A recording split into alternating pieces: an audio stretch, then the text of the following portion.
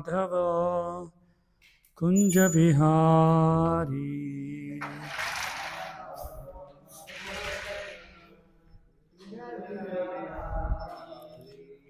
जय राधा माधव कुंज बिहारी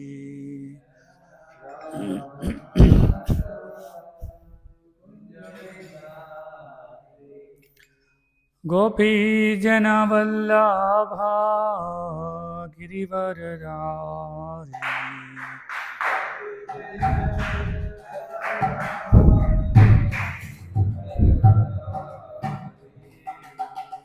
यशोदानंदना व्रज जनरंजना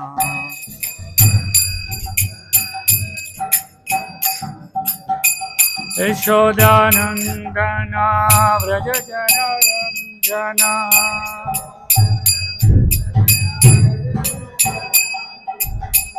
यमुना तीरा वनचारी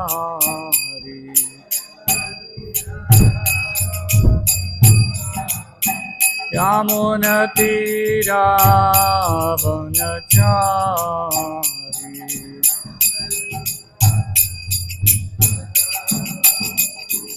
जय राधा माधव कुंज बिहारी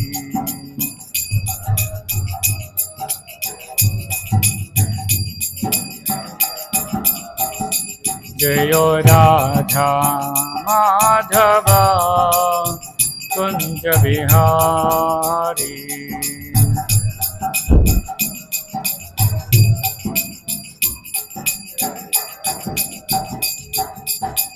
गोपी जन वल्लभा गिरिवरधारी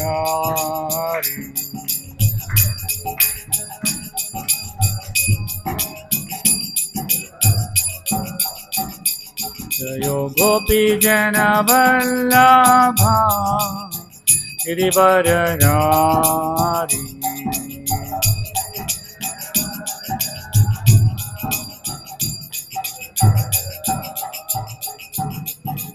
यशोदानंदन व्रज जनरंजना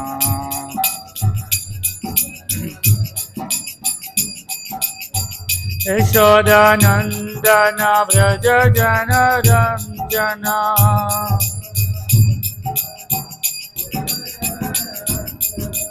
यमुना तीरा वनचारी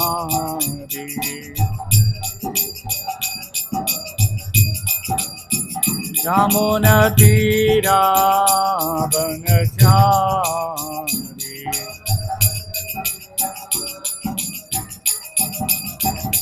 जय राधा माधव कुंज बिहारी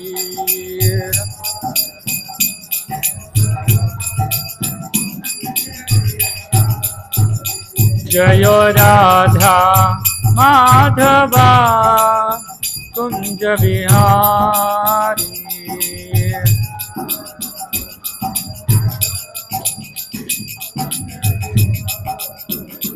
हरे Krishna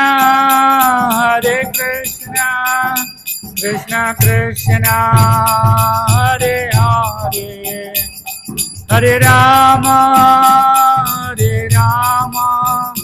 Ram Ram Hare Hare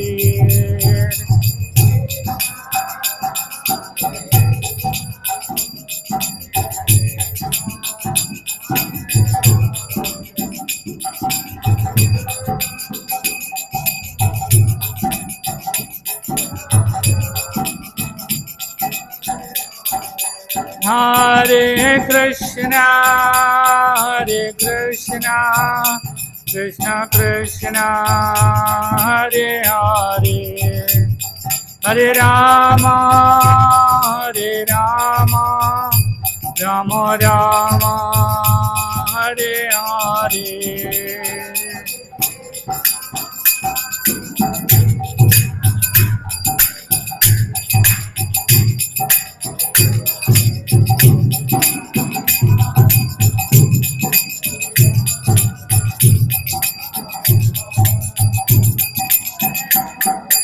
Hare Krishna, Krishna Krishna, Hare Hare, Hare Rama, Rama Rama, Hare Hare.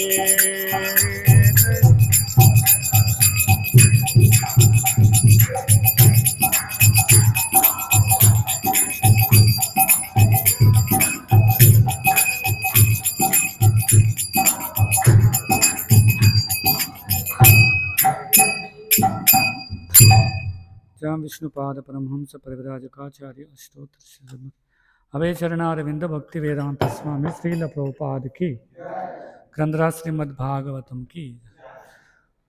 ओम नमो भगवते वासुदेवाय, ओम नमो भगवते वासुदेवाय, ओम नमो भगवते वासुदेवाय।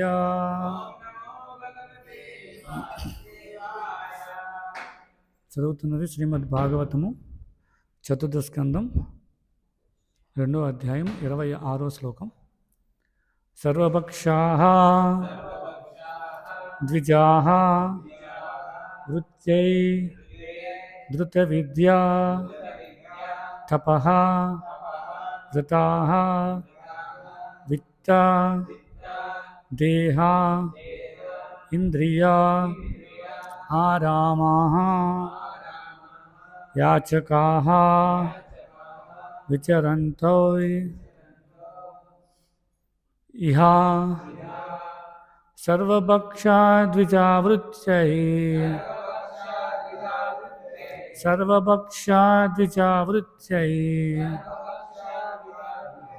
ధృత విద్యా తపోవ్రతాః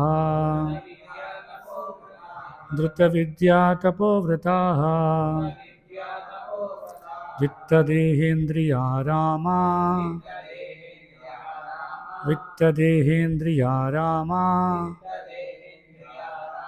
యాచకా విచరంతి వః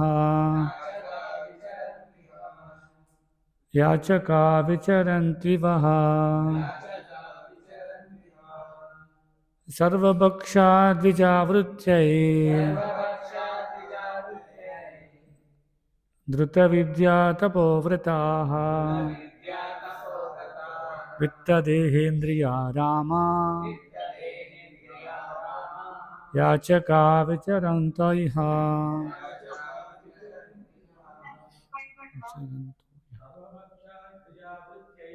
సర్వభక్షాద్విజావృత్యై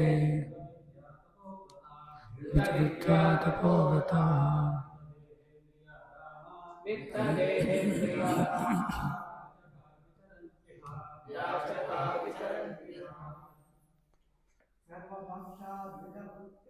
సర్వభక్షాద్విజావృత్యై విద్యా తపోవ్రతాః.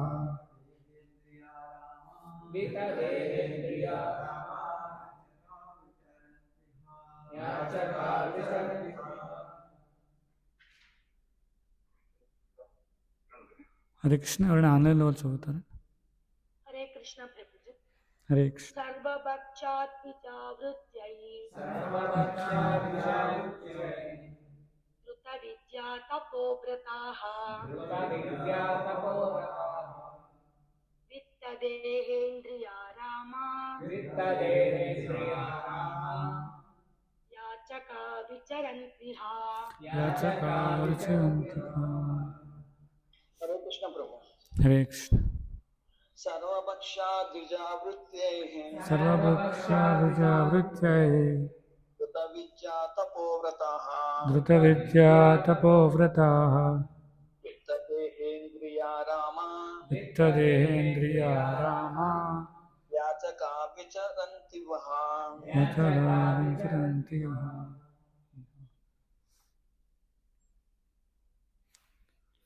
ప్రతిపదార్థములు. సర్వభక్షాః ప్రతిదీ తినచు, ద్విజాః బ్రాహ్మణులు, వృత్యై దేహపోషణ కొరకు, ధృత విద్యను గడించి, తపః తపస్సు వ్రతాహ మరియు వ్రతములు విత్త ధనము దేహ దేహము ఇంద్రియ ఇంద్రియములు ఆరామాహ సంతృప్తి యాచకాహ భిక్షకులై విచరంతౌ చరింతురుగాక ఇహ ఇచ్చట. తాత్పర్యము మరియు భాష్యము ఇచ్చినటువంటి వారు అభయచరణ అరవింద భక్తి వేదాంత స్వామి శ్రీల ప్రభుపాద్. ఈ బ్రాహ్మణులు కేవలము దేహపోషణ కొరకే విద్య తపస్సు వ్రతములను చేపట్టి భక్ష్య అభక్ష్య విచక్షణారహితులవుతురు కాక కేవలము దేహ సంతృప్తి కొరకే ఇంటింటికి తిరిగి భిక్షమెత్తుచు ధనమును గడింతురు కాక. భాష్యం. దక్షిణ సమర్థించిన బ్రాహ్మణులకు నందీశ్వరుడు వసిగిన శాపము 3వ శాపము కలియుగమున పూర్తిగా అమలులో ఉన్నది. బ్రాహ్మణుడు అనగా బ్రహ్మజ్ఞానమును పడిసినవాడని భావమైనను ప్రస్తుత కాలమున నామమాత్ర బ్రాహ్మణులు పరబ్రహ్మమును గూర్చి తెలుసుకున్నటందు ఏమాత్రము అభిరుచిని కలిగి ఉండరు. వేదాంత సూత్రములు అందును అదాతో బ్రహ్మ జిజ్ఞాస అని చెప్పబడినది. అనగా పరబ్రహ్మమును అనగా పరతత్వము అనుభూతమంచుకున్నట్టుకే ఈ మానవ జన్మము ఉద్దేశించబడినది. వేరే మాటల్లో తెలపవలనన్నా బ్రాహ్మణత్వమును సాధించుటకే మానవ జన్మము ఉద్దేశితమైనది. కానీ దురదృష్టవశాత్తు నేటి కాలమున బ్రాహ్మణులు అనగా బ్రాహ్మణ వంశం నుంచి వచ్చినట్టి నామమాత్ర బ్రాహ్మణులు తమ స్వధర్మమును విడిచిరి. అంతేగాక ఇతరులు బ్రాహ్మణత్వమును సాధించుటకును వారు అనుమతింపరు. శ్రీమద్ భాగవతము భగవద్గీత ఇతర వేదవాంగ్మయమునందు బ్రాహ్మణుల యోగ్యతలు లక్షణములు వర్ణించబడినవి. బ్రాహ్మణుడు అనేది వంశపారంపర్య వృద్ధో లేదా పదవో కాదు. అబ్రాహ్మణ వంశము నుండి ఎవరైనా ఉదాహరణకు శూద్రుడింట జన్మించిన వాడు గురోపదేశమున యోగ్యతను బడిచి బ్రాహ్మణుడొకటి యత్నించినచో ఈ కాలమున నామమాత్ర బ్రాహ్మణులు అభ్యంతరము తెలుపుదురు. అట్టి బ్రాహ్మణుడు నందీశ్వరునిచే చెప్పింపబడి నిజమునకు ఏది తినవచ్చునో ఏది తినరాదో విచక్షణ సహితము చేయలేని స్థితిలో ఉంచబడిరి. నశించిపోయేటి దేహమును మరియు దానికి సంబంధించిన కుటుంబమును పోషించుటకే వారు జీవింతురు. అటువంటి పతిత బద్ధజీవులు బ్రాహ్మణుని పిలువబడుటకు యోగ్యులు కారు. కానీ కలియుగమునందు వారు తామే బ్రాహ్మణులను ప్రకటించుకుందరు. ఎవరైనా బ్రాహ్మణత్వమును సాధించుటకు నిజముగా యత్నించినచో వారి ప్రగతిని అట్టివారు నిరోధింతురు. ప్రస్తుత కాలమున పరిస్థితి ఇది. ఈ నైజమును చైతన్య మహాప్రభు అతి తీవ్రముగా ఖండించిరి. బ్రాహ్మణుని ఇంట జన్మించినను లేదా శూద్రునింట జన్మించినను గృహస్థుడైనను లేదా సన్యాసి అయినను కృష్ణ సంబంధ విజ్ఞానం కలిగిన వాడే గురువు కావాలని ఆయన రామానందరాయనతో సంభాషించినప్పుడు పలికిరి. శ్రీ చైతన్య మహాప్రభువుకు హరిదాస్ ఠాకూరు రామానందరాయ వంటి నామమాత్ర శూద్రులకు శిష్యులు ఎందరో కలరు. చైతన్యుల వారి ప్రధాన శిష్యగణముకు గోస్వాములు సైతము బ్రాహ్మణ సంఘం నుండి బహిష్కరింపబడిన వారే అయినను మహాప్రభు వారిని తన కరుణచే పరమోత్తమ వైష్ణవులుగా చేసిరి. జ్ఞానతిమిరాంధస్య జ్ఞానాంజనశలాకయ చక్షుర్మిలితం ఏన తస్మై శ్రీ గురువే నమః. వందేహం శ్రీగురో శ్రీయుతపదకమలం శ్రీగురోన్ వైష్ణవాం చ శ్రీరూపం సాగరజాతం సహగణ రఘునాథామితం తం సజీవం సాద్వైతం సావధూతం ప్రజనసహితం కృష్ణ చైతన్యదేవం శ్రీ రాధా కృష్ణ పాదాన్ సహగణ లలిత శ్రీ విశాఖాన్వితాం చ. నమవం విష్ణుపాదాయ కృష్ణ ప్రేష్ఠాయ భూతలే శ్రీమతే భక్తి వికాస స్వామీతి నామనే.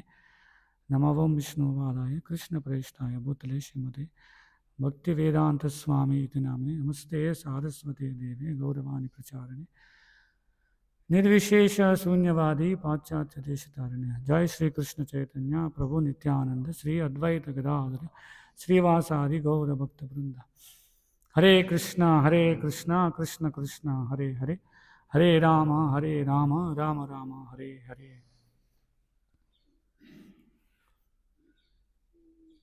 ఇక్కడ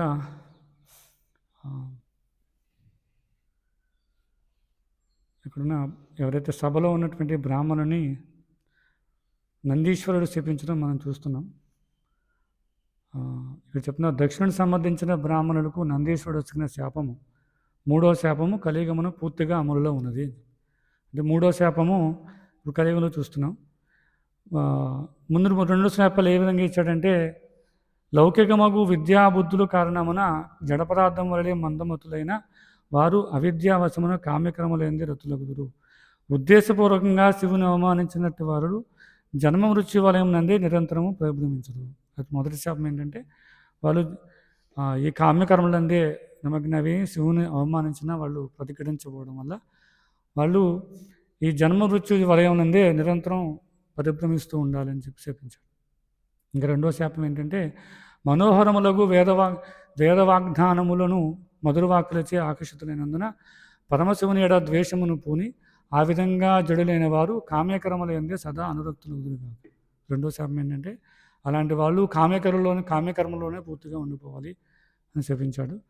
మూడో శాపం ఏంటంటే, ఈ బ్రాహ్మణుడు కేవలం దేహపోషణ కొరకే విద్య తపస్సు వ్రతములను చేపట్టి భక్ష్యాభక్ష్య విచక్షణారహితులగుదురు కాక కేవలము దేహ సంతృప్తి కొరకే ఇంటింటికి తిరిగి భిక్షమెత్తుచు ధనమును గడింతురు కాక. అంటే మూడో శాపం ఏంటంటే, ఇలాంటి బ్రాహ్మణులందరూ కూడా కేవలం దేహపోషణ కోసమే విద్య తపస్సు వ్రతాలు చేపడతారట. భక్ష్య అభక్ష్య అంటే తినవలసినవి తినకూడనివి విచక్షణ కూడా ఉండదన్నమాట. ఇంకా దేహ సంతృప్తి కోసమే ఇంటింటికి వెళ్ళి భిక్షాటన చేస్తారు అని ఇక్కడ నందీశ్వరుడు ఇక్కడ ఉన్నటువంటి బ్రాహ్మణుని శపించడం మనం చూస్తాం. కాబట్టి మనం శాస్త్రాలు చూసినట్లయితే బ్రాహ్మణుల యొక్క లక్షణాలు మనకి శాస్త్రాల్లో చాలా చోట్ల ఇవ్వబడినాయి. మొట్టమొదటిగా మనం చూస్తే భగవద్గీతలో కృష్ణుడు చెప్తున్నాడు, చాతుర్వర్ణ్యమయాశిష్టం గుణకర్మ విభాగ సహా. అంటే వారి యొక్క గుణాలు లక్షణాలకు అనుగుణంగా ఒక వ్యక్తిని బ్రాహ్మణుడా క్షత్రియుడా వైశ్యుడా శూద్రుడా అనేది నిర్ణయించాలని చెప్పి చెప్తున్నారు. అది చాలా అరుదుగా మనం వింటాం. ఈ ఉదాహరణ ప్రభుపాదులు చాలా చోట్ల ఈ శ్లోకాన్ని ఉదహరిస్తుంటారు అన్నమాట.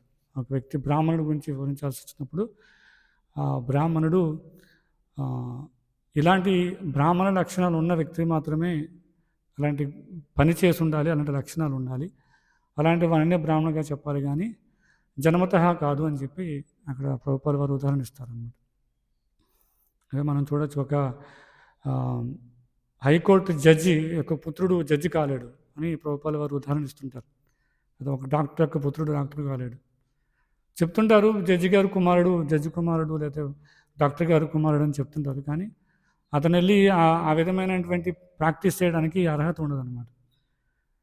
కాబట్టి అక్కడ ప్రభుపాదులు వారు చెప్పినట్టుగా లక్షణాలు తర్వాత గుణాలు ఆ విధమైన కర్మ చేసే వాళ్ళని మాత్రమే ఇక్కడ బ్రాహ్మణులుగా చెప్పడం జరుగుతుంది అన్నమాట.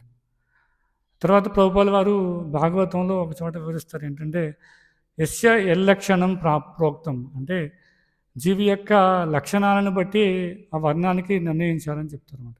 ప్రభుపాదులు వారు అక్కడ భాష్యంలో ఏం చెప్తారంటే, లక్షణాలే వర్ణ నిర్ణయానికి ప్రమాణం.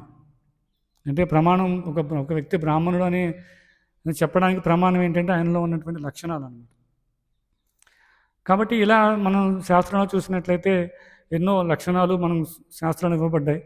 ఉదాహరణకి మనం చూస్తే శ్రీమద్ భగవద్గీతలోనే మనం చూసినట్లయితే ఇక్కడ 18వ అధ్యాయంలో చెప్తున్నారు కదా, శమోదమస్తపశౌచం క్షాంతిరాజ్యం వ్యవచ జ్ఞాన విజ్ఞానమాస్తిక్యం బ్రహ్మకర్మ స్వభావజం. బ్రాహ్మణుడి యొక్క లక్షణాలు ఏం చెప్తున్నారు? శాంతి, ఇంద్రియ నిగ్రహము, తపస్సు, శుచి, సహనము, నిజాయితీ, జ్ఞానము, విజ్ఞానము, ఆస్తిక్యమును సహజ గుణ లక్షణములే బ్రాహ్మణుల యొక్క బ్రాహ్మణులు కర్మ చేయుదురు. ఆ విధమైన లక్షణాలతో వాళ్ళు కర్మను చేస్తారని చెప్తున్నారు. అంటే ఇక్కడ చెప్తున్నా కదా, ఏం చెప్తున్నారు? చాతుర్వర్ణ్య మయా సృష్టం గుణకర్మ విభాగ. గుణ అంటే లక్షణాలు. ఇక్కడ లక్షణాలు ఏం చెప్పారు? శాంతి, ఇంద్రియ నిగ్రహము, తపస్సు, శుచి, ఇలాంటి లక్షణాలు ఉండాలి. అలాంటి లక్షణాలు ఉన్న వ్యక్తి, అలాంటి బ్రాహ్మణులు ఆ విధమైన లక్షణాలతో కర్మ చేయాలని చెప్తున్నారు. కాబట్టి జన్మతః ఒక వ్యక్తి బ్రాహ్మణ కుటుంబంలో పుడితే బ్రాహ్మణుడు అయిపోడని చెప్పి ఇక్కడ ప్రభుపాదులు వారు వివరిస్తున్నారు అన్నమాట. తర్వాత మనం చూసినట్టయితే శ్రీమద్ భాగవతంలో 7వ స్కందంలో 11వ అధ్యాయంలో ప్రభుపాదులు వారు చెప్తున్నారు. ఇది ఇలాగే ఇంచుమించుకు ఇలాగే ఉండే శ్లోకం అది. శమో తపస్సౌచం సంతోష క్షాంతిరాజ్యవం జ్ఞానం దయా అత్వం సత్యం చ బ్రహ్మలక్షణం. మనో నిగ్రహము, ఇంద్రియ నిగ్రహము, తపస్సు, శుచిత్వము, సంతృప్తి, క్షమాగుణము, సరళత, జ్ఞానము, దయ, సత్యసంధత, దేవదేవునికి సంపూర్ణంగా శరణాగతులగుట అనేవి బ్రాహ్మణుల లక్షణాలు. కాబట్టి ప్రభుపాల వారు భాగవతంలో ఈ యొక్క భాష్యంలో వివరిస్తున్నారు బ్రాహ్మణుల యొక్క లక్షణాలు ఏ విధంగా ఉంటాయి.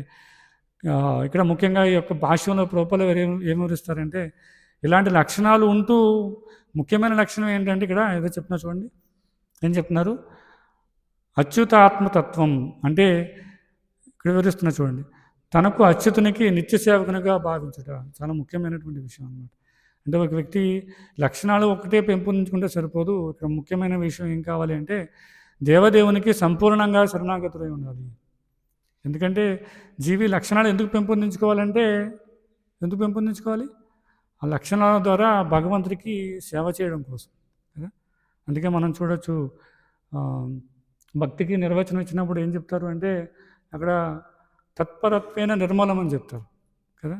ఋషికేశ సేవనం భక్తి రుచితే అంటే నిర్మలం అంటే పదం ఏంటంటే పవిత్రమైన హృదయంతో పవిత్రీకరణ చెందినటువంటి స్థాయిలో ఒక వ్యక్తి ఇంద్రియాధీశుడైనటువంటి భగవంతుడికి మన యొక్క ఇంద్రియాల ద్వారా సేవ చేయాలని చెప్తారు.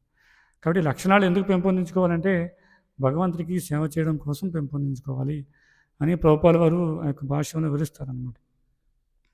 కానీ మనం చూసినట్లయితే ముఖ్యంగా కలియుగంలో శాస్త్రాలు చెప్పినట్లుగా జన్మనా జాయతే శుద్ర సంస్కారాత్ భవే ద్విజ వేద పటాత్ భవే విప్రహ బ్రహ్మ జానాతి వృత్తి బ్రాహ్మణ అని చెప్తారు. కానీ కలియుగంలో జనులందరూ కూడా ఎలా ఉంటారంటే కదా, జన్మనా జాయతే శూద్ర అంటే పుట్టుకతో అందరూ కూడా శూద్రులే అని చెప్తున్నారు.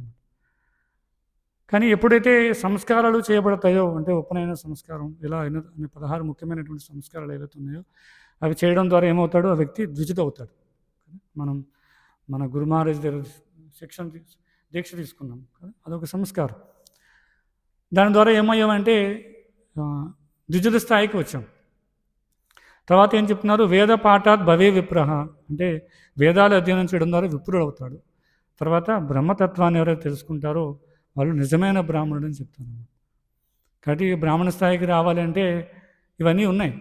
స్వతహాగా అంటే నేరుగా పుట్టుకతో బ్రాహ్మణుడు అవ్వడం అనేది సాధ్యం కాదు. అంటే ఒక బ్రాహ్మణ కుటుంబంలో ఒక వ్యక్తి జన్మించడం అంటే అది బ్రాహ్మణుడు అయిపోవడం సాధ్యం కాదు. కానీ శాస్త్ర ప్రకారం మనం చూసినట్టయితే అవకాశాలు ఎక్కువ ఉంటాయి కదా. మనం చూస్తాం సమాజంలో డాక్టర్ కుటుంబంలో ఉండే పిల్లలు ఎక్కువ శాతం డాక్టర్ అవ్వడానికి అవకాశం ఉంటుంది. లాయర్ కుటుంబంలో పుట్టిన వ్యక్తులు లాయర్ అవ్వడానికి, సినిమా యాక్టర్స్ కూడా మనం చూస్తాం, సినిమా హీరోల కుటుంబంలో పుట్టిన వ్యక్తులు చాలా 90% ఎక్కువ శాతం సినిమా యాక్టర్గా అవ్వడానికి అవకాశం ఉంటుంది. ఎందుకు ఉంటుంది అంటే వాళ్ళు చిన్నప్పటి నుంచి ఆ విధమైన వ్యవహారాలు చూస్తూ ఉంటారు. కానీ బ్రాహ్మణ కుటుంబంలో పుట్టిన వ్యక్తికి బ్రాహ్మణుడు అవ్వడం అవకాశం ఉంది, కానీ పుట్టుకతోనే బ్రాహ్మణుడు అయిపోడు కదా. ఇప్పుడు చూడండి, ఎవరైనా ఒక డాక్టర్ అవ్వాలనుకోండి ఏం చేయాలి, ఖచ్చితంగా విద్యను అభ్యసించాలి, ఆ సర్టిఫికేట్ పొందాలి. సర్టిఫికేట్ పొందితే సరిపోతుందా, మళ్ళీ ప్రాక్టీస్ చేయాలి.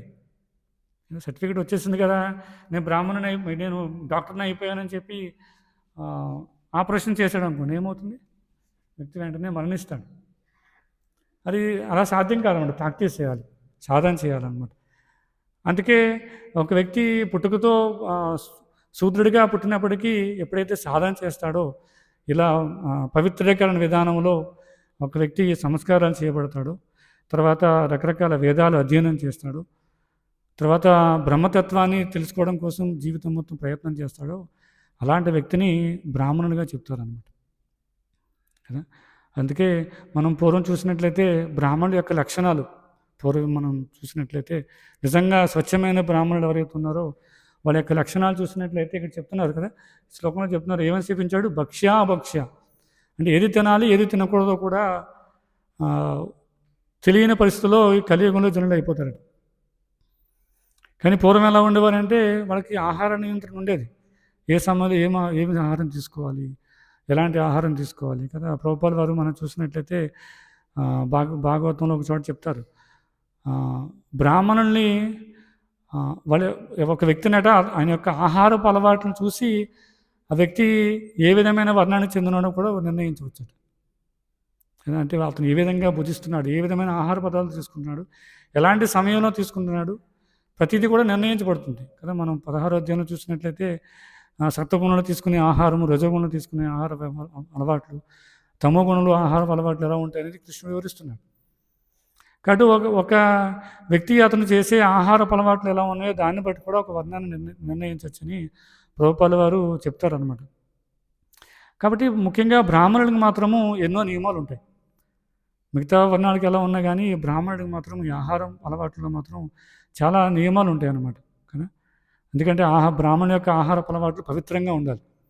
ఎందుకు అంటే అతడు భగవంతుడికి చాలా దగ్గరగా ఉంటూ భగవంతుడికి సేవ చేస్తూ భగవంతుడు నిత్యం కైంకర్యం చేస్తూ ఉంటారు కదా. మనం పూర్వం రోజుల్లో చూసినట్లయితే బ్రాహ్మణులంట ఉదయం బ్రహ్మ ముహూర్తం కంటే ముందే నిద్రలేచి వాళ్ళు దంతధావనం అన్ని కార్యక్రమాలు చేసుకున్న తర్వాత భగవంతుడి యొక్క పూజా మండలంలోకి వెళ్ళి పూజలు చేయడం, రకరకాలుగా గురువుని భగవంతుని కీర్తించడం, ఇవన్నీ చేసి భగవంతుడికి వండి పెట్టడం, నివేదన చేయడం, ఇవంతా క్రతువు చేసేటప్పటికి మధ్యాహ్నం అయిపోయేదట. కాబట్టి పూర్వం బ్రాహ్మణులు ఎవరు మధ్యాహ్నం వరకు కూడా ఎవరు ఆహారం తీసుకునేవారు కదా. ఎందుకు అంటే వాళ్ళకి అసలు దాని మీద దృష్టి అనేది ఉండదు. ఉదయం లేచినప్పటి నుంచి వాళ్ళ యొక్క నిత్యం కైంకర్యం ఏ విధంగా చేయాలి, భగవంతుడికి ఏ విధంగా డెకరేషన్ చేయాలి, ఏ విధంగా మండపాన్ని తయారు చేయాలి, అన్ని కైంకర్యాలు అన్నీ చేసేటప్పుడు మధ్యాహ్నం సమయం అయిపోయింది. అప్పుడు వాళ్ళు భగవంతుడికి నివేదన చేసినటువంటి ప్రసాదాన్ని స్వీకరించేవారట.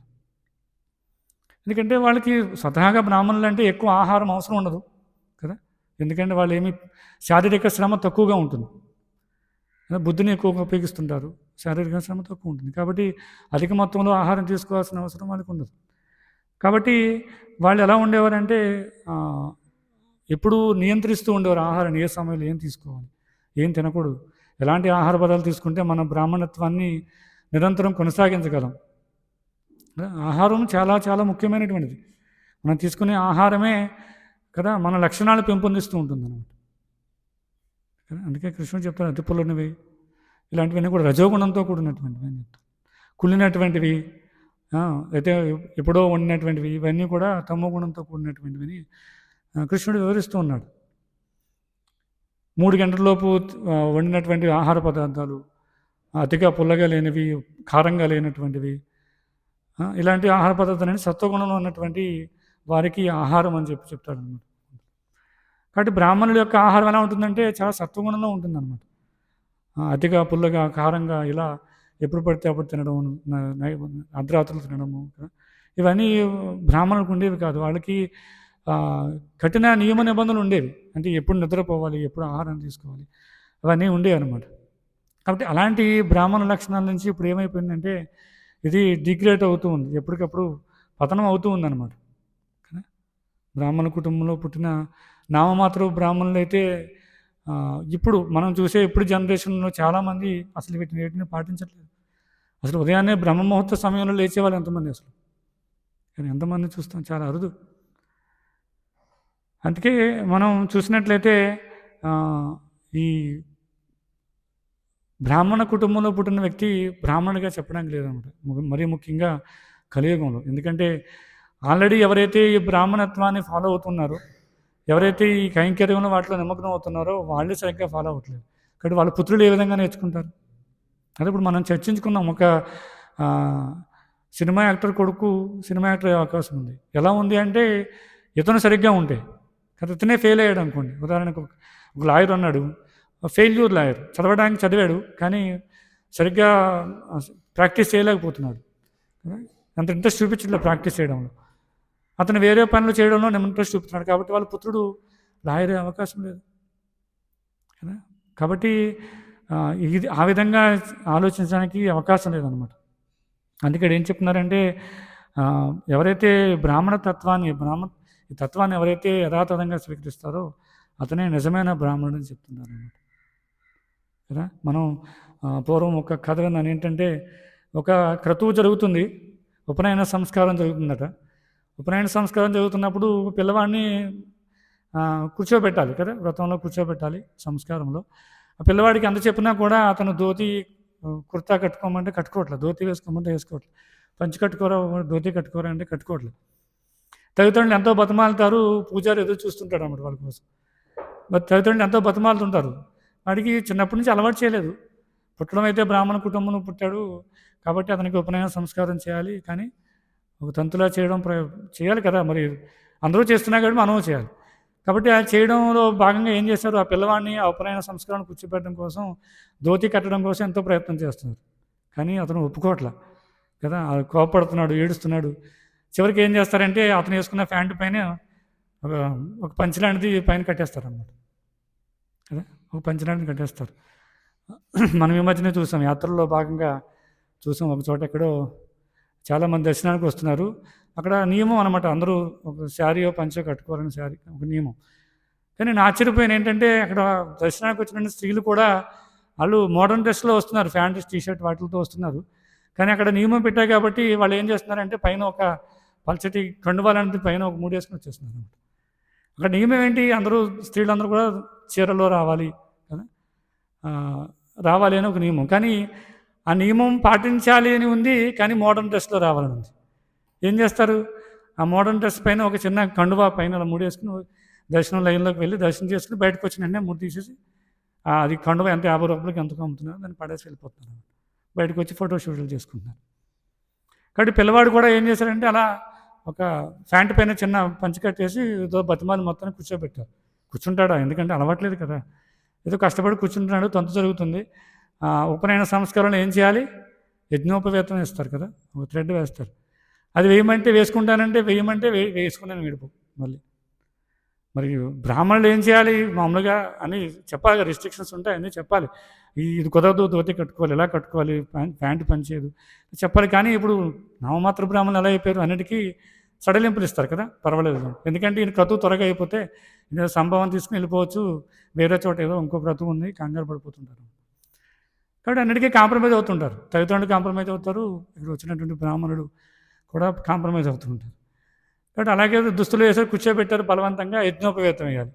మరి అప్పటిదాకా స్కూల్కి కాలేజీకి వెళ్ళిన వ్యక్తి యజ్ఞోపవేతం వేసుకోమంటే ఇన్సల్ట్ కదా, ఎలా ఉంటుంది, నచ్చదు. కాబట్టి వేసుకోనండి మళ్ళీ మారం చేస్తాడు. ఇంకా బ్రాహ్మణుడికి సమయం అయిపోతుంది చూసి ఏం చేస్తాడు, చొక్కా పైన వేసి వెళ్ళిపోతాడు.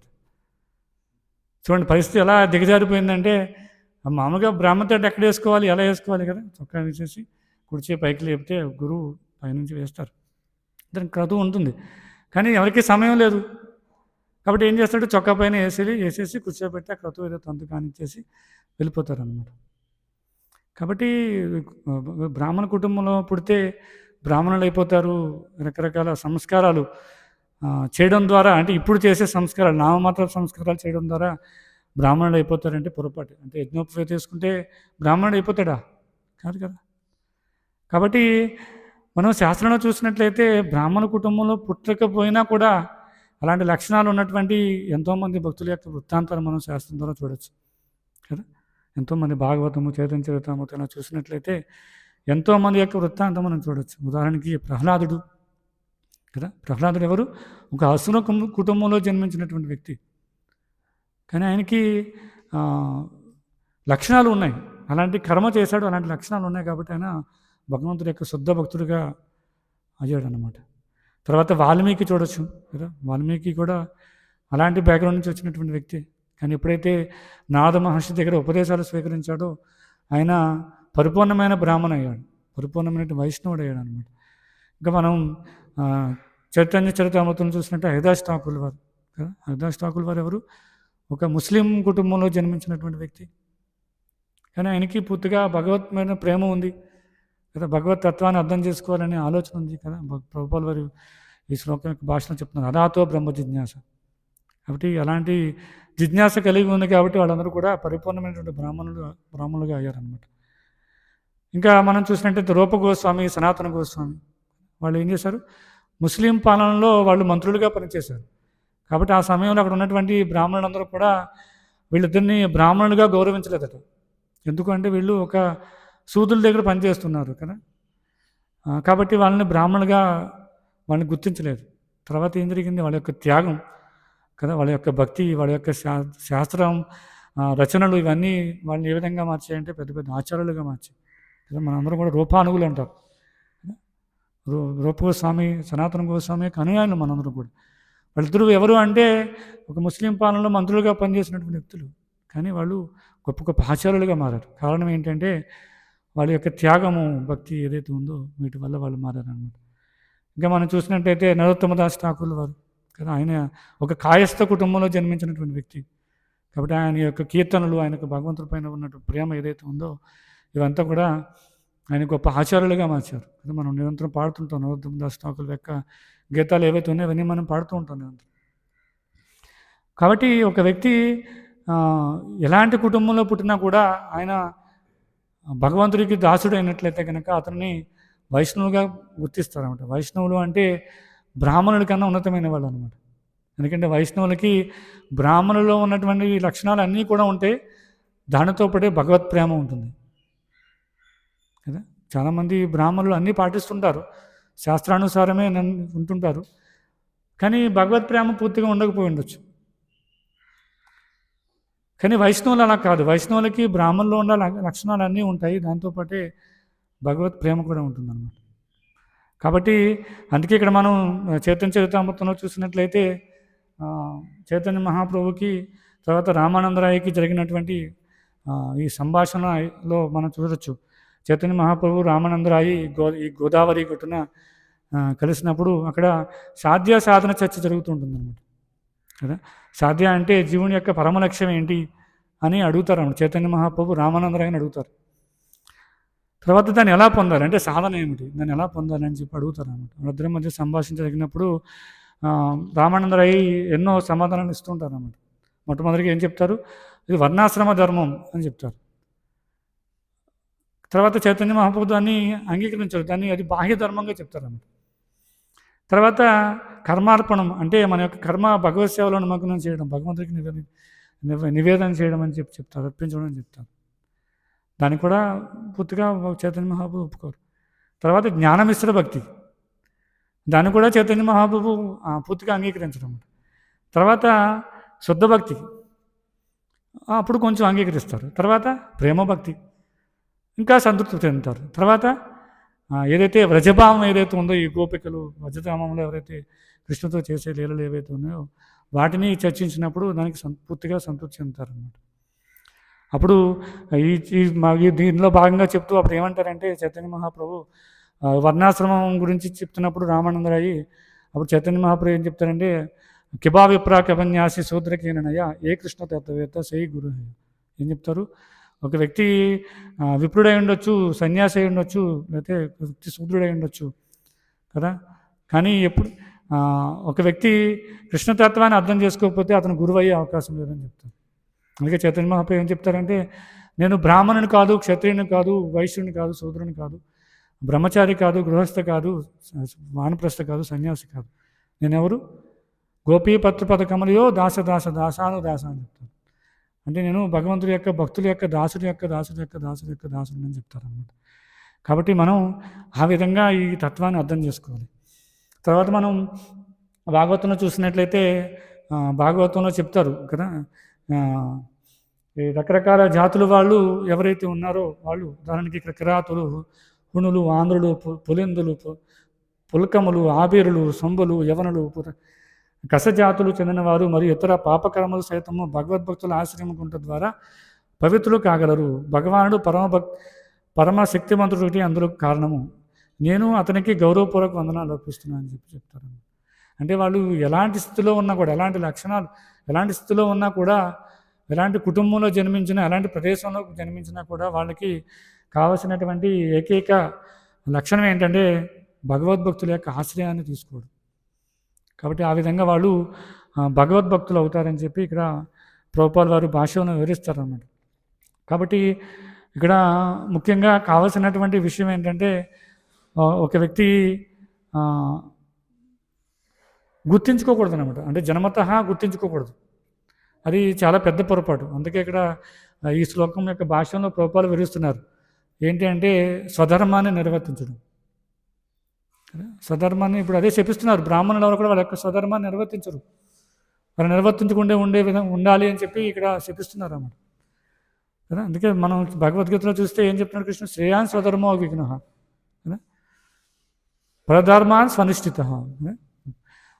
చాలా భయంకరమైందన్నమాట పరధర్మాన్ని స్వీకరించడం అనేది. కానీ ఇప్పుడు కలియుగంలో ఈ బ్రాహ్మణ క్షత్రియ వైశ్య శూద్రులు ఎవరైతే ఉన్నారో, కానీ అది విభజన లేదు అలాగా, కానీ కనీసం ఆ కుటుంబంలో జన్మించిన వ్యక్తులు కూడా ఎవరు కూడా వాళ్ళ యొక్క స్వధర్మాన్ని నిర్వర్తించట్లేదు. మనం అది చూస్తున్నాం సమాజంలో కదా. ఒక వ్యక్తి బ్రాహ్మణ కుటుంబంలో పుడతాడు, ఆ బ్రాహ్మణ లక్షణాలు ఉన్నాయి. ఎందుకంటే ఆ బీజం ఉంది కదా, తల్లిదండ్రులు ఆ బ్రాహ్మణత్వాన్ని పాటించడం ద్వారా, ఆ శుచిగా ఉండడం ద్వారా, కొంచెం తత్వాన్ని అర్థం చేసుకోవడం ద్వారా, రకరకాల గ్రంథాలు చదవడం ద్వారా వాళ్ళలో ఆ శక్తి ఉంది.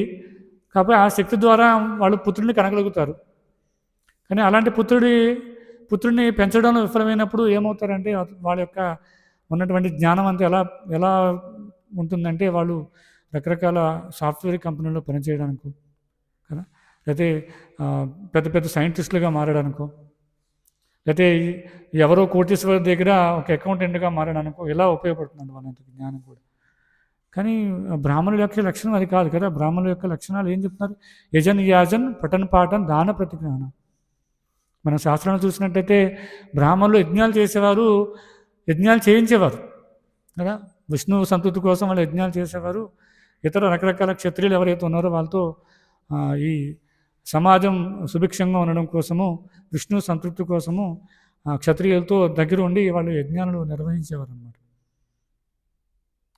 ఇప్పుడు ఎంతమంది ఈ దీనిలో పాల్గొంటున్నారు కదా. బ్రాహ్మణులు అంటే అక్కడ ఉన్నటువంటి క్షత్రియుడికి ఉపదేశాలు ఇవ్వాలి, ఏ విధంగా పరిపాలన సాగించాలి, ధర్మం అంటే ఏంటి, అధర్మం అంటే ఏంటి. మనం చూసిన శాస్త్రంలో, భాగవతంలో, మహాభారతంలో చూసినట్టయితే ఎన్నో ఉదాహరణలు ఉన్నాయి.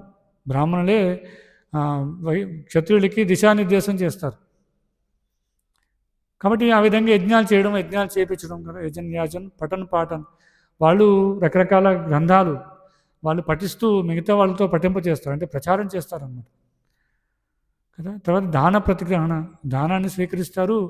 తర్వాత తిరిగి మిగతా బ్రాహ్మణులు ఎవరైతే ఉన్నారో వాళ్ళకి, వీళ్ళ దగ్గర ఉండడానికన్నా ఎక్కువ ఉంటే అది మిగతా బ్రాహ్మణులకి దానం ఇస్తారనమాట.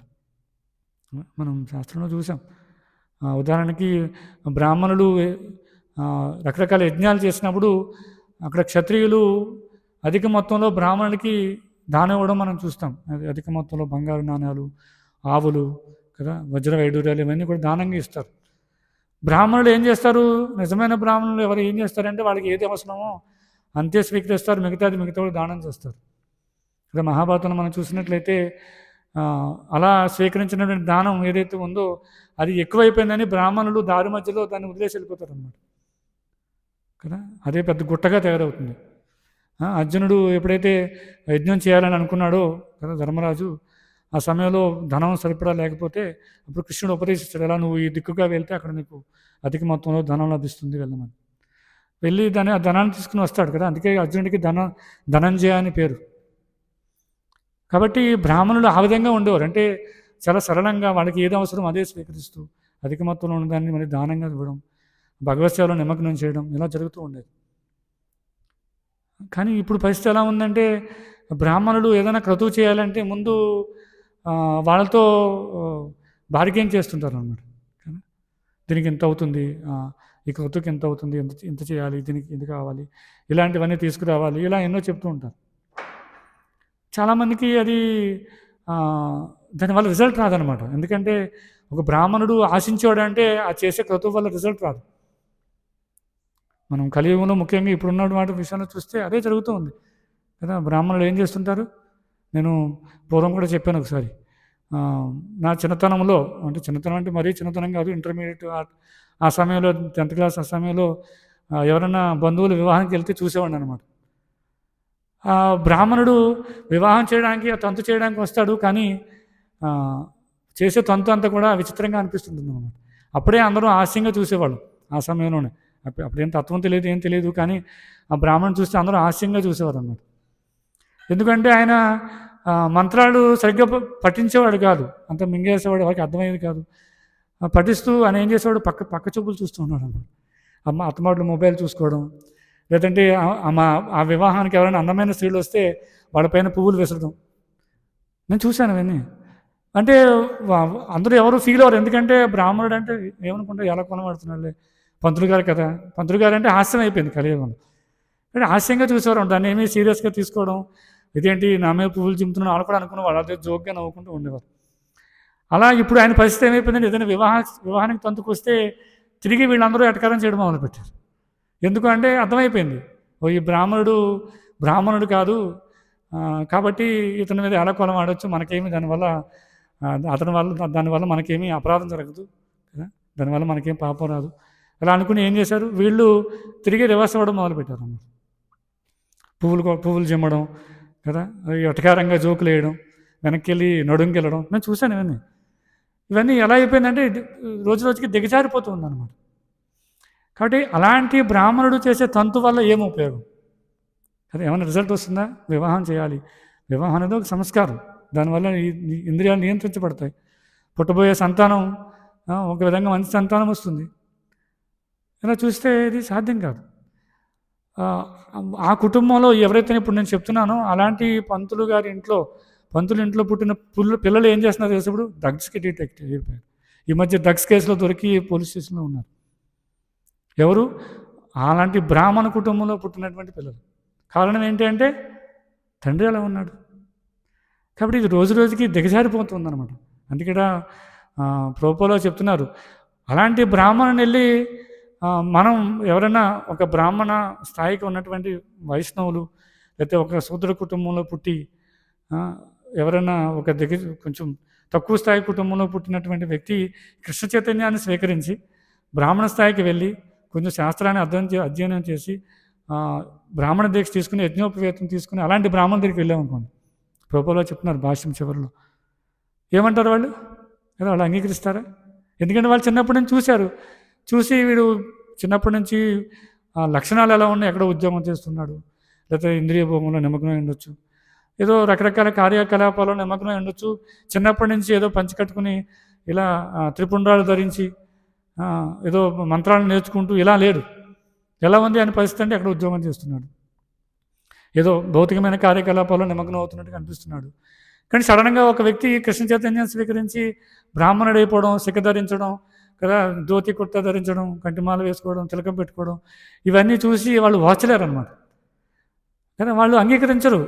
వాళ్ళు ఏమంటారు, బ్రాహ్మణులు అంటే నువ్వు మంత్రాలు చెప్పాలి, నీకు క్రతువు చేయడం వచ్చా, నీకు వివాహం చేయడం వచ్చా, నీకు మంత్రాలు చదవడం వచ్చా. బ్రాహ్మణులు అంటే సాధారణంగా అవగాహన ఏంటంటే మంత్రాలు బాగా చదవాలి, క్రతువులు చేపిస్తూ ఉండాలి. ఇలా ఉన్న వాళ్ళనే బ్రాహ్మణులు అనుకుంటారు కదా. ఎక్కువ శాతం బయట బ్రాహ్మణ శిక్షణ పొందే వాళ్ళందరూ ఎక్కువ శాతం దేనిలో నిమగ్నం అవుతారు? ఒక 10 to 20% వాళ్ళు విగ్రహారాధన చేయడంలో కదా.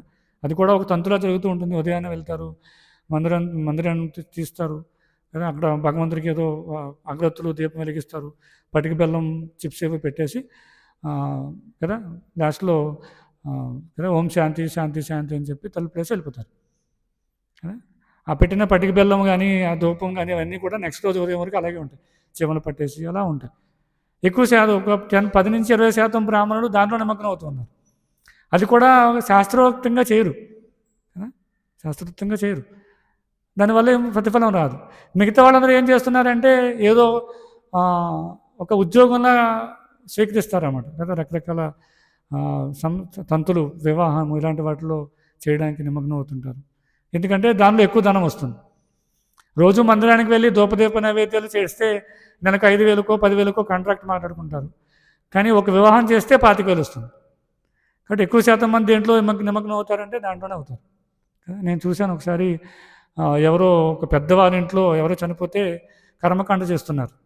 ఊళ్ళో అందరు బ్రాహ్మణులకి తెలిసిపోయింది, నామమాత్ర బ్రాహ్మణులు అందరూ వచ్చేసారు. అంటే వాళ్ళకి ఇన్ఫర్మేషన్ ఉంటుందన్నమాట. బాగా పెద్దవాళ్ళు అంటే కనుక అక్కడేమీ రిస్ట్రిక్షన్ ఉండదు. అంటే మనం పిలిచిన సంఖ్యలో బ్రాహ్మణులు రావాలి అనేం ఉండదు అనమాట. ఎంతమంది వస్తే అంత ఆనందం వానికి.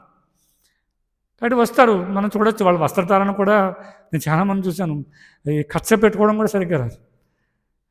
వాళ్ళు అశుచిగా కనిపిస్తుంటారు, యజ్ఞోపవేతం జారిపోతూ ఉంటుంది, సరిగ్గా తిలకం కూడా ధరించరు, అసలు నుదుటిన బుట్టు కూడా ఉండదన్నమాట. సంకలో సంచి వేసుకుని వచ్చేస్తారు. ఎందుకు అంటే చాలా చాలా ధనికుడు అతను, కర్మకాండ చేస్తున్నాడు వాళ్ళ తండ్రికో తల్లికో, కాబట్టి బాగా సంభావనలు బాగా ఇస్తాడనే ఆలోచన. ఎంతోమంది లైన్లో నుంచుంటారన్నమాట. క్రతువు చేయరు వాళ్ళు ఎవరు. క్రతువు చేసేది ఒక 10 మందో 11 మందో సిస్టమేటిక్గా పెట్టుకుంటారు. మిగతా వాళ్ళందరూ కూడా దేనికోసం వస్తారు? ఇచ్చే లాంఛనాల కోసం వస్తారు అన్నమాట. కాబట్టి అలాంటి వాళ్ళని బ్రాహ్మణులుగా చెప్పడానికి అసలు అవకాశమే లేదన్నమాట. కానీ వాళ్ళే చలామణి అవుతూ ఉన్నారు. మరి వాళ్ళు చేసే రకరకాల క్రతువులు ఏవైతే ఉన్నాయో వాటిని వాటిని వాటిని చేయించుకోవడం ద్వారా అసలు ఏ విధంగా కూడా ఉపయోగం లేదన్నమాట. అందుకే కలియుగంలో ఇలాంటివి చేయడం చాలా చాలా కష్టం. అంటే విగ్రహారాధన చేయడం కూడా చాలా కష్టం, మనం చూస్తున్నాం. అందుకే కలియుగంలో ఏం చెప్పారంటే హరినామ సంకీర్తన.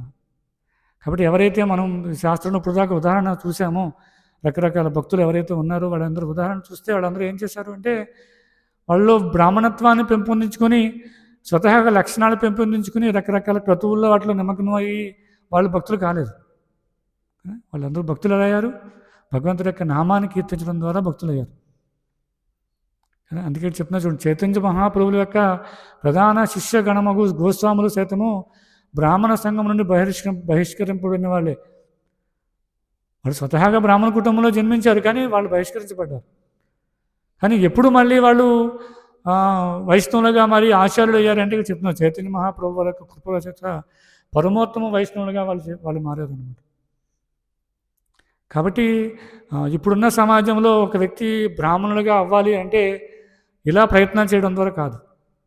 ఎందుకంటే అందరూ శూద్రులే, కలో శూద్ర సంభవ, అందరూ శూద్రులే. కానీ శూద్ర స్థాయి నుంచి బ్రాహ్మణ స్థాయికి రావాలి అనేది ప్రభుపాల వారి యొక్క ఆలోచన అన్నమాట, అది ఒక లక్ష్యం కదా.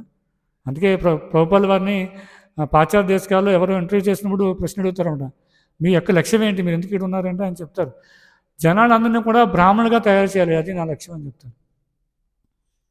ఎందుకంటే ఆయన కోరిక బ్రాహ్మణుడు, ఎందుకంటే సమాజానికి బ్రాహ్మణులు అనేది చాలా చాలా ముఖ్యమైనటువంటి ప్రాతినిధ్యం వహిస్తారు వాళ్ళు. ఎందుకంటే సమాజంలో బ్రాహ్మణుల్ని వాళ్ళ యొక్క తలభాగంగా వివరిస్తారు శాస్త్రంలో కదా. కాబట్టి సమాజంలో తలలేనటువంటి మొండెం వల్ల ఉపయోగం ఏముంది కదా.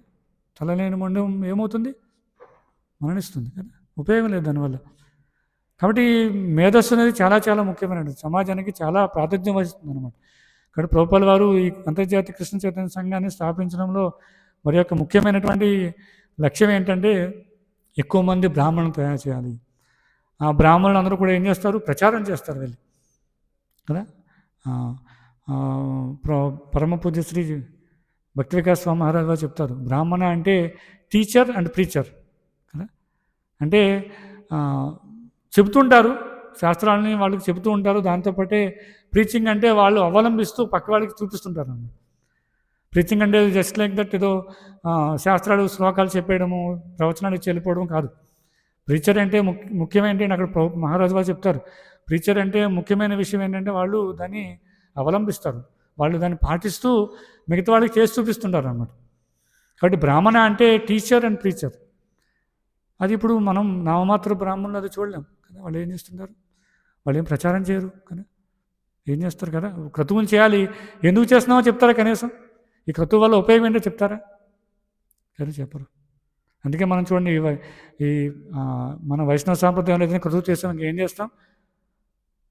చేస్తాం, బ్రాహ్మణులు ఎవరిని సాధారణంగా నామమాతృ బ్రాహ్మణులు ఎవరిని ఆహ్వానించాం. ఏం చేస్తాం, ఒక వైష్ణవుల్ని కదా, మందిరం నుంచి ఒక వైష్ణవుని పిలిచి వాళ్ళని ఆహ్వానించి వాళ్ళతో కీర్తన చేయించుకొని వాళ్ళు ప్రవచనం ఇస్తారు. వాళ్ళకి కడుపు నిండా భగవత్ ప్రసాదం పెట్టి వాళ్ళకి ఎంతో కొంత కదా డొనేషన్లు ఇచ్చి ఫ్రూట్స్ ఇచ్చి పంపిస్తాం, అయిపోయింది క్రతువు. మరి ఈ క్రతువుకి బయట నామమాత్ర బ్రాహ్మణులు చేసే క్రతువుకి ఎంత వ్యత్యాసం ఉందో చూడండి. ఈ క్రతువు వల్ల ఏమవుతుంది, భగవంతుడి యొక్క నామం శ్రవణం చేస్తాం. తర్వాత వచ్చినటువంటి వైష్ణవులు ఎవరైతే ఉన్నారో వాళ్ళు చెప్తారు, ఉదాహరణకి నామకరణం చేయాలి. నామకరణం చేయాలంటే బయట బ్రాహ్మణులు ఏం చేస్తారు, మంత్రాలు చదువుతారు, ఏదో బియ్యం తీసుకురామని చెప్తారు, బియ్యంలో పేరు రాస్తారు, ఏదో మొత్తానికి చెవులో చెప్తారు, క్రతువు అయిపోయిందని వాళ్ళ యొక్క సంభవం తీసుకుని వెళ్ళిపోతారు. ఆ పేరుకి నిజంగా అర్థం ఏంటి, అసలు ఆ పేరు పెట్టచ్చా లేదా కదా, ఆ పేరు వల్ల ఉపయోగం ఏంటి, అసలు పేరు నామకరణం ఎందుకు చేయాలి, ఏ విధమైన పేర్లు పెడితే ఏమో ఉపయోగం, ఎన్ని ఎవరు చెప్తారు, వైష్ణవులు చెప్తారు. కాబట్టి ఆ ఇంటికి వచ్చినటువంటి ఆహ్వానించబడినటువంటి వైష్ణవులు ఎవరైతే ఉన్నారో ఆయన ఇంటికి వచ్చి ఆయన చెప్తారనమాట, ఏ క్రతువు ఎందుకు చేయాలి, ఆ క్రతువు వల్ల ఉపయోగం ఏమిటి, అసలు ఇప్పుడు కలియుగంలో క్రతువులు ఎలా చేస్తున్నారు, ఇవన్నీ చెప్తారు. నామకరణం చేస్తే భగవంతుడి యొక్క నామాన్ని పెట్టుకోవాలి, ఆ నామాన్ని అందరూ చెప్పడం ద్వారా ఎంతో కొంత సుకృతి వస్తుంది, ఇలా చెబుతూ ఉంటారు అన్నమాట. కాబట్టి నాకు ప్రతిఫలం వస్తుంది. అలా ప్రతిఫలం తెలియకుండా మనం తంతు చేసామనుకోండి, శ్రమ ఇవహి కేవలం కదా, శ్రమ వృధా అవుతుంది తప్ప, లేదా ధనం వృధా అవుతుంది తప్ప నిజంగా ప్రతిఫలం రాదు. అది తెలియకపోవడం వల్ల ఏమవుతుంది, క్రతువులు చేయడంలో సమాజంలో రోజు రోజుకి దిగజారిపోతూ ఉన్నాడు సమాజం క్రతువులు చేయడం కదా. ఇప్పుడు మనం ఇందాక ఉదాహరణ ఇచ్చుకున్నాం. అలాగే నామకరణం చేయాలంటే ఏం చేస్తారు, ఏదో ఇష్టం వచ్చిన పేరు పెట్టేస్తారు. ఎందుకు, పూర్వం వాళ్ళు ఎక్కడే వినలేదు పేరు ఎందుకు పెట్టాలి, భగవంతుడి యొక్క నామాన్ని ఎందుకు పెట్టాలి, వినలేదు, ఏ బ్రాహ్మణుడి దగ్గర వినలేదు. కాబట్టి ఏమవుతుంది, ఏదో ఇష్టం వచ్చిన పేరు పెట్టేస్తారు. కాబట్టి ఇలా రోజు రోజుకి దిగజారిపోతూ ఉందన్నమాట. ఈ సంస్కారాలు దిగజారిపోతూ ఉన్నాయి, సమాజంలో బ్రాహ్మణులు దిగజారిపోతూ ఉన్నారు, చేయించుకునే వాళ్ళు దిగజారిపోతూ ఉన్నారు. మొత్తం సమాజమే అంత దిగజారిపోతుంది. ఎందుకు, స్వచ్ఛమైన బ్రాహ్మణులు లేకపోవడం వల్ల.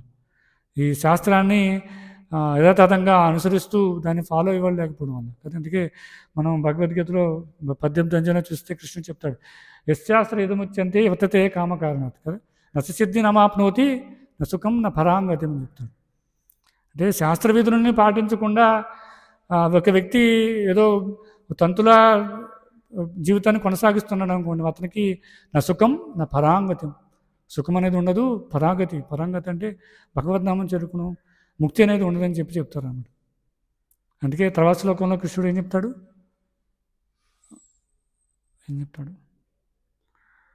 తర్వాతి శ్లోకం.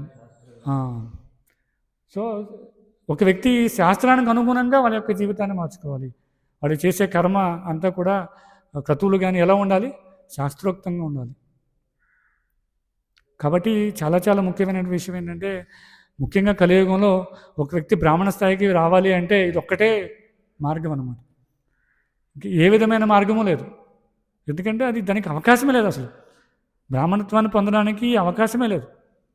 ఎలా పొందాలి అంటే ఒక గురుకుల విధానము, వైష్ణవ సాంప్రదాయంలో గురుకుల విధానము, ఆ విధానం ద్వారా ఒక వ్యక్తి గురుకులలో జాయిన్ అయ్యి వాళ్ళు శాస్త్ర పఠనం చేస్తూ గురువుకి శరణాగతి పొంది హరినామాన్ని స్వీకరిస్తూ హరినామాన్ని జపిస్తూ రోజు నిత్యం మందిరంలో జరిగే కార్యక్రమాలకు హాజరవుతూ ఇలా చేస్తూ ఉంటే బ్రాహ్మణులు తయారవుతారు. అది ప్రభుపాదులు చేసి చూపించారు కదా. ఎంతమంది స్వచ్ఛమైన బ్రాహ్మణులు ఈ అంతర్జాతీయ కృష్ణ చైతన్య సంఘంలో ఉన్నారు కదా. మనం పోటీ పెట్టి చూడండి. మనం మామూలుగా సాధారణ నామమాత్ర బ్రాహ్మణులకి వైష్ణవ సాంప్రదాయంలో ఈ ముఖ్యంగా ఇస్కాన్లో ఉన్నటువంటి బ్రాహ్మణ దీక్ష తీసుకున్నటువంటి బ్రాహ్మణుడికి మనం ఒక పోటీ పెట్టి చూసినట్లయితే అర్థమవుతుంది. ఆచార వ్యవహారాల్లో ఉండొచ్చు కదా, మాట్లాడే విధానంలో ఉండొచ్చు కదా, భగవంతుడి పట్ల ఉన్నటువంటి ఈ దాసోస్మి భావన ఉండొచ్చు, భగవంతుడి యొక్క భక్తుల పట్ల ఉన్నటువంటి భావన ఉండొచ్చు కదా. ఇది ఎలా ఉంటుంది, చాలా చాలా వైవిధ్యం ఉంటుంది, చాలా చాలా వ్యత్యాసం ఉంటుంది రెండింటికి. కాబట్టి ఇక్కడ శపిస్తున్నారు కదా, శపించాడు నందీశ్వరుడు, శపించాడు. అది మనం ఇప్పుడు కలియుగంలో ఇప్పుడు సమాజంలో చూస్తూ ఉన్నాం. కానీ అన్నిటినీ తప్పించుకొని, అలాంటి శాపాలను తప్పించుకునే ఏకైక మార్గం ఏంటంటే హరినామ సంకీర్తనం కదా, భగవంతుని శరణాగతి పొందడం. ఎన్నో మనం చూడొచ్చు శాస్త్రంలో. కలియుగంలో జనులు ఏ విధమైన శాపానికి గురవుతారో అన్నిటికీ ఉంది కదా. స్త్రీలకి శాపాలు ఉన్నాయి, లేకపోతే బ్రాహ్మణులకి శాపాలు ఉన్నాయి, అన్నిటికీ శాపాలు ఉన్నాయి. ఎందుకంటే కలియుగం యొక్క లక్షణం అనేది. కలియుగంలో జనులు ఈ విధంగా మారితేనే వాళ్ళు దెబ్బలు తిని భగవత్ చైతన్యాన్ని తెలుసుకుంటారు, భగవంతుని తెలుసుకుంటారని ఒక లక్షణంగా భగవంతుడు ఇచ్చినటువంటి ప్రణాళిక అన్నమాట ఇది. అదేంటంటే మరి కలియుగంలో అందరినీ ఎంత దారుణంగా, ఎంత హీనంగా చూస్తున్నారండి అందరూ కదా. ఇలా అందరూ శపిస్తున్నారేంటి, అది కాదు. ఎందుకు అలా జరిగిందంటే కలియుగంలో లక్షణాలు ఎంత విపరీతంగా ఉంటాయి కాబట్టి త్వరగా సాక్షాత్కారం పొందడం కోసం ఇవన్నీ ఇవ్వబడ్డాయి అనమాట. ఇదంతా భగవంతుడి యొక్క ప్రణాళిక. కానీ దానితో పాటు ఈ శాపాల నుంచి ఎలా తప్పించుకోవచ్చు, ఎలా పూర్తిగా బ్రాహ్మణత్వాన్ని పొందాలి, ఎలా ఒక స్త్రీ ఇలాంటి శాపాన్ని తప్పించుకోవచ్చు. శాపాన్ని తప్పించుకోవడం అంటే మళ్ళీ ఇది శాపాన్ని తప్పించుకుని ఆనందాన్ని పొందడం, భౌతికమైన వాటిని పెంపొందించుకోవడం, ఇది కాదు. మళ్ళీ శాపం నుంచి పూర్తిగా ఎలా తప్పించుకుంటామంటే భగవద్నామం చేయడం ద్వారా. కాబట్టి అన్నిటికీ మన శాస్త్రంలో చూసినట్లయితే ఖచ్చితంగా ప్రతిదానికి కూడా ప్రత్యామ్నాయం ఉంది తప్పించుకోవడానికి. కానీ కలియుగంలో ముఖ్యంగా ఈ బ్రాహ్మణ శాపం ఏదైతే ఉందో దాని నుంచి తప్పించుకుని నిజమైన బ్రాహ్మణుడిగా అవ్వాలి అంటే ఎవరైనా కూడా బ్రాహ్మణ కుటుంబంలో పుట్టిన వ్యక్తి అయి ఉండొచ్చు, శూద్ర కుటుంబంలో పుట్టిన వ్యక్తి అయి ఉండొచ్చు, ఏ స్థాయిలో పుట్టిన వ్యక్తి అయినా కూడా దాని నుంచి తప్పించుకుని పరిపూర్ణమైన బ్రాహ్మణుడు అవ్వాలంటే ఈ వైష్ణవ పరంపర ఏదైతే ఉందో ఈ అంతర్జాతీయ కృష్ణ చైతన్య సంఘం ముఖ్యంగా దీనిలో ఉండి మనం ప్రయత్నం చేసినట్టయితే ఖచ్చితంగా ఈ బ్రాహ్మణత్వాన్ని స్వీకరించి ఒక వ్యక్తి భగవద్ధామాన్ని చేరుకోగలుగుతాడు అనమాట. హరే కృష్ణ. ఏమైనా ప్రశ్నలు, సూచనలు? వాస్తవంగా కలియుగంలో చూస్తే ఎవరైతే పూర్వం నుంచి బ్రాహ్మణ కుటుంబాల్లో కుటుంబాలు ఎవరైతే ఉన్నారో ఇప్పటికీ కూడా వాళ్ళలో మనం కొన్ని అవశేషాలు చూడొచ్చు. ఖచ్చితంగా వాళ్ళలో కొన్ని లక్షణాలు ఉంటాయి. అందుకే భక్తి సిద్ధాంత ఠాకూర్ వారు ఎప్పుడైతే బ్రాహ్మణుడు మైక్ ఇస్తా దాని గురించి చర్చించినప్పుడు యాక్చువల్గా శాస్త్రాల్లో ఉంది ఏముందంటే ఒక వ్యక్తి జన్మతః బ్రాహ్మణుడైంది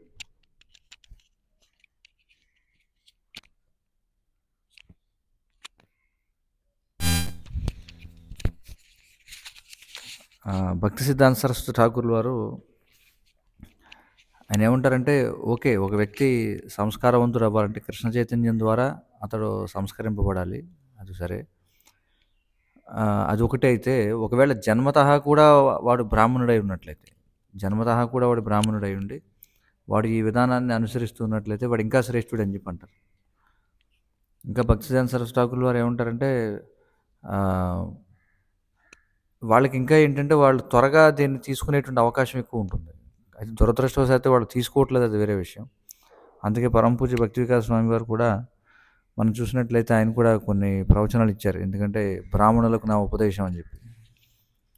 ఎందుకంటే ఖచ్చితంగా నిన్నటి రోజున కూడా చర్చ ఇప్పుడు అదే కదా, ఢిల్లీ యూనివర్సిటీలో వీటిలో కూడా చెప్తున్నారు ఏంటంటే ఆ లక్షణాలు అనేవి ఎక్కడికి పోవన్నమాట. ఖచ్చితంగా వాళ్ళు ఎంత వాళ్ళు ఆ విధంగా లక్షణాలను చూపించకపోయినా ఎప్పుడైతే కనీసం భౌతికమైనటువంటి విద్య స్వీకరించేటప్పుడు మనం చూస్తే వాళ్ళు త్వరగా దాన్ని పట్టుకోవడం ఇవన్నీ కూడా ఉన్నాయి. ఇంకా అందుచేత దాన్ని పూర్తిగా మనం తీసి పడేయలేం.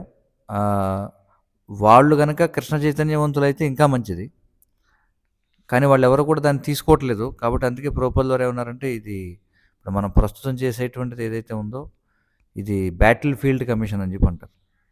అంటే చేయాల్సినటువంటి వాళ్ళు చేయట్లేదు కాబట్టి ఇంకా మిగతా వాళ్ళు చేయాలి అంతే.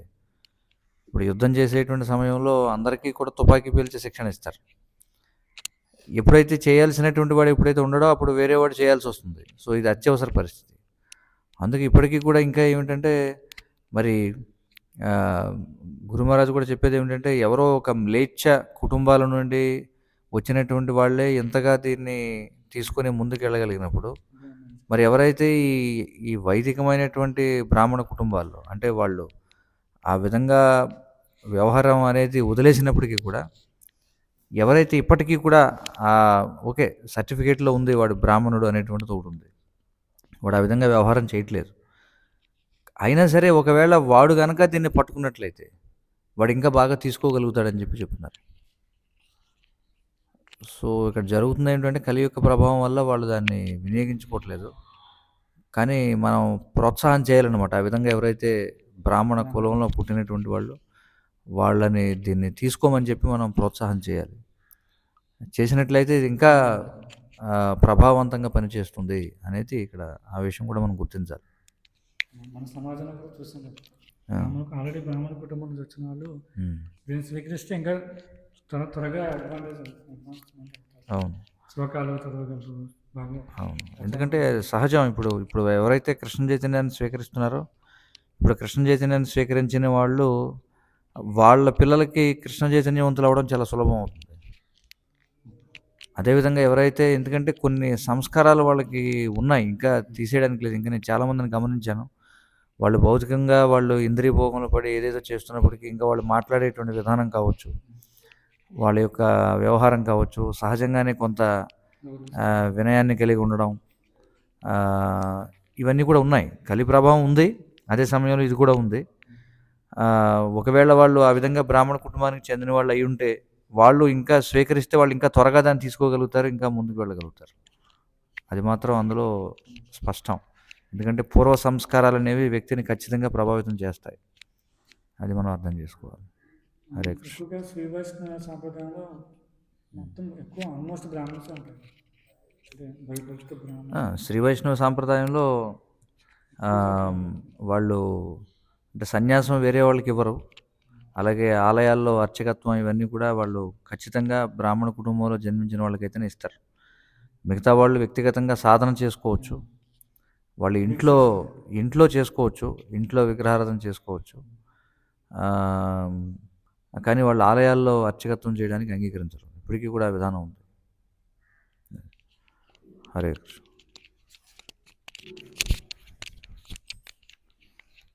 गंगा श्रीमद् भागवतम की जय, जगत गुरु श्रील प्रभुपाद की जय। रामचंद्र हरे कृष्ण। ఆయన ఫెస్టివల్ ఉన్నాయా అర్థం అవుతుంది.